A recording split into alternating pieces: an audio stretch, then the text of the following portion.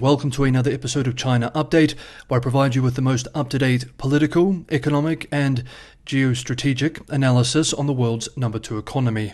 My name is Tony. Let's jump in. Happy Saturday, everybody. We begin today's episode with the economy. According to the so-called Measure of CEO Confidence for China, published this week by US-based but largely international think tank, the Conference Board, confidence among multinational companies in China has sharply deteriorated in the past 6 months. The twice-yearly barometer gauges the perceptions of China-based chief executives, mostly with US and European multinationals operating in the country. In its new survey report, the Conference Board said that confidence rating had fallen from 72 out of 100 to 54 in the span of just half a year, due to China's slower-than-expected economic recovery. A rating over 50, however, means that most responses from CEOs were still more positive than negative. Let us briefly observe the salient points made in the report. 1. Back in April, confidence levels surged on the heels of China's lifting all COVID restrictions and strong Q1 economic results. Now that slower growth has resumed, and amidst continued geopolitical volatility, CEO sentiment has become much more somber. 2.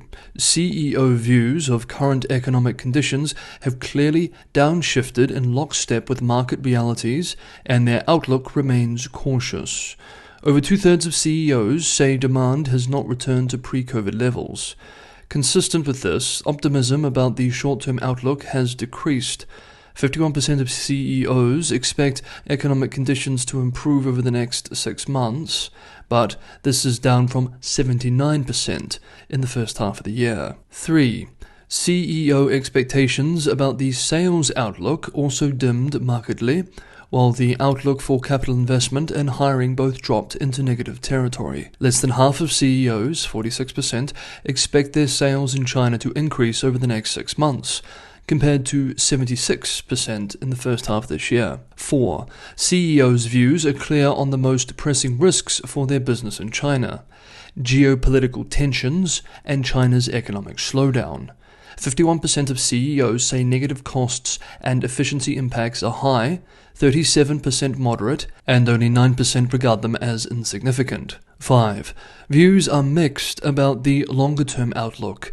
60% of CEOs say that their level of concern is high regarding the 2-year growth outlook, and only 9% say it is low, or they aren't concerned. But more than half believe Chinese demand will be above the global average 5 years from now, and nearly half say a prolonged period of low growth may provoke a course change by Chinese policymakers toward increased marketization, private sector liberalization, and or a broader opening to foreign investors, while the other half are on the fence. Okay, with that out of the way, let's move to the main part of today's episode: foreign policy. I have a big favor to ask for anyone who enjoys watching these episodes. It's a huge help if you can subscribe and hit the bell notification as well as like. This is one of the best ways for the channel to grow. If it grows, it means I can transition to doing this as my main job and hopefully improve the quality for everyone. And for anyone who wants to help keep the channel financially sustainable, Patreon and Buy Me a Coffee links are in the description below.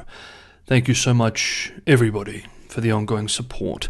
It's the weekend, so we have a heavy foreign policy video.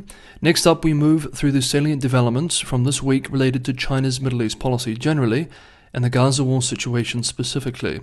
As regular viewers know, in sharp contrast to Western support for Israel, China has avoided condemning Hamas. China's positions on Gaza fits in well with its strategy to deepen alliances with non-Western-led multilateral groups such as the BRICS, while strengthening ties with the global south, which, as we have seen in recent months, Beijing is increasingly viewing as an important bloc to advance China's vision for its own global order. Let's now move through the developments. Earlier this week, the foreign ministers of Saudi Arabia, Jordan, Egypt, Indonesia, Palestine, and the Secretary-General of the Organization of Islamic Cooperation visited China to push for a ceasefire in Gaza.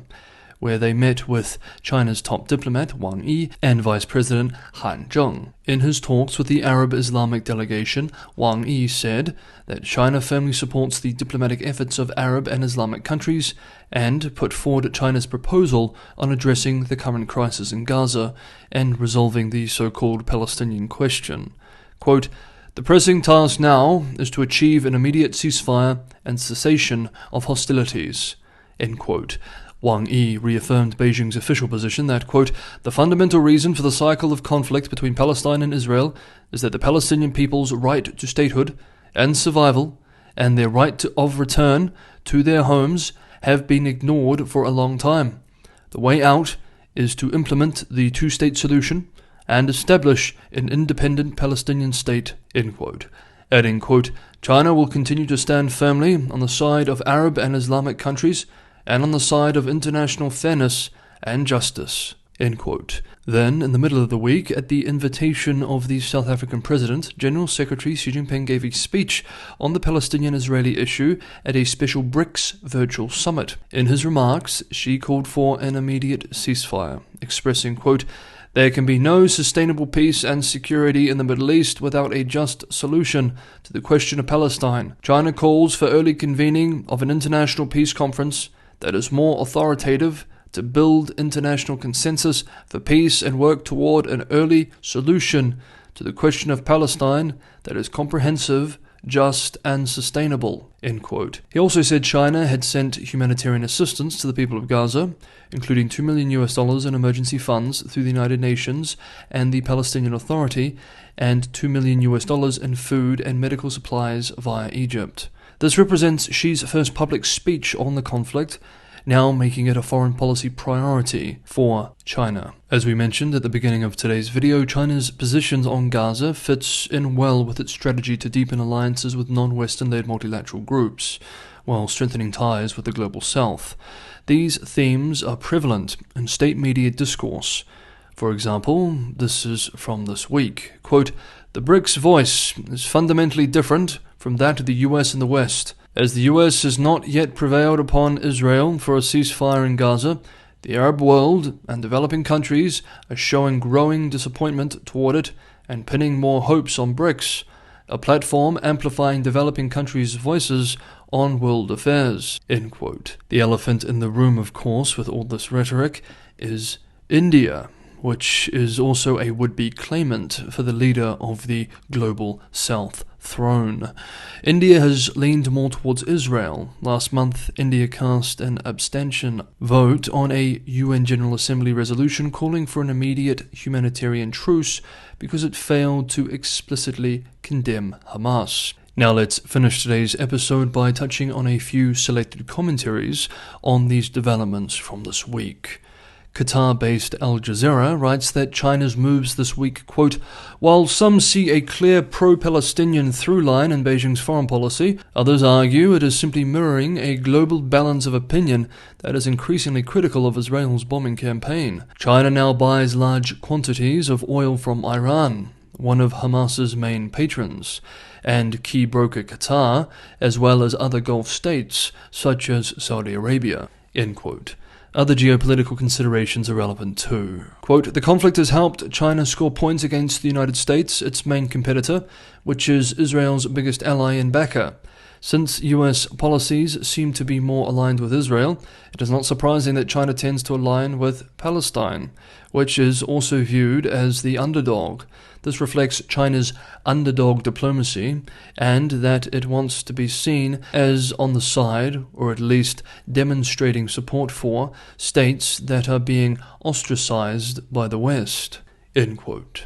And we end with one last commentary, which is worth quoting at some length.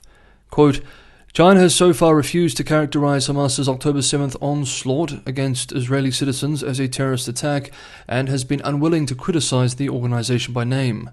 Much like Beijing, online commentaries by both ordinary Chinese citizens and China's establishment intellectuals have been tilted heavily in favor of the Palestinian cause, with some clearly veering towards outright anti-Semitism. In one of the more nuanced assessments to have been published in China since the October 7th events, Zhang Jiedong, a counter-terrorism specialist and professor at Fudan University, makes a point of explaining why Hamas's attack should be characterized as a typical act of terrorism, and discusses why people have felt greater sympathy for the Palestinians.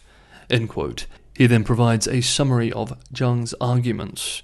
1. Hamas's October 7th attack on Israel was a typical act of terrorism, and Israel has the right to fight back against this. 2. However, a reprisal that is disproportionate to the initial attack can itself become an act of terrorism, or worse, a crime against humanity. 3. Sympathy for the plight of the Palestinians does not imply approval of Hamas's terrorist attack, nor does it preclude sympathy for Israel in its conflict with Iran. 4. Beijing's reaction to Hamas's attack has tried to strike a balance between morality and international law. It opposes Israel's disproportionate retaliation in Gaza and continues to support the PLO as the legitimate representative of the Palestinian people.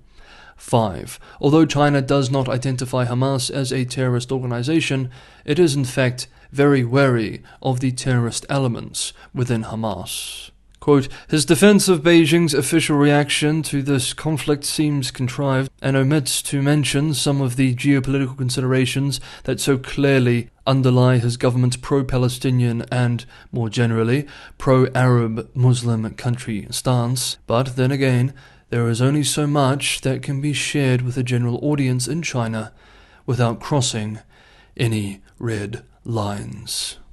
End quote. Okay, that is today's episode of China Update. Have a wonderful Saturday.